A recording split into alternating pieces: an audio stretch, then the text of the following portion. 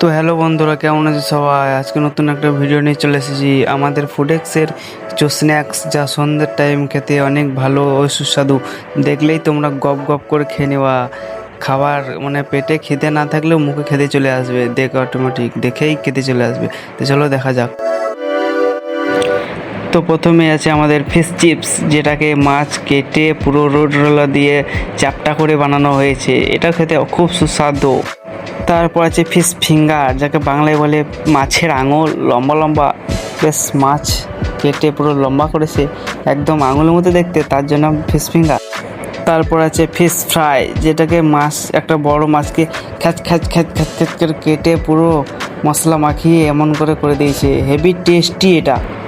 এটা আছে fish cutlet, মাছটাকে পুরো খাচ খাচ খাচ খাচ করে কেটে পিস পিস পিস পিস করে মশলা টশলা মাখিয়ে পেঁয়াজ লঙ্কা লবণ হলুদ যা দেওয়া দিয়ে দিয়ে বানিয়েছে এটা।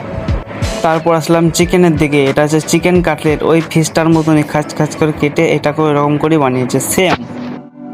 তারপর হচ্ছে চিকেন ললিপপ, হাড় বাড়িয়েছে ঠকঠক করে ধরার জন্য, যেন ওটা ধরে কচ কচ করে খেতে পারে, তার জন্য ওর চিকেন ললিপপের এটা ডানটা বেরিয়েছে ভালো।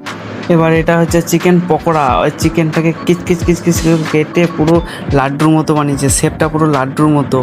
চিকেন পকোড়া তা বলবেই না কেউ, লাড্ডু। তারপরে হচ্ছে চিকেন স্টিক, যাকে বাংলায় বলে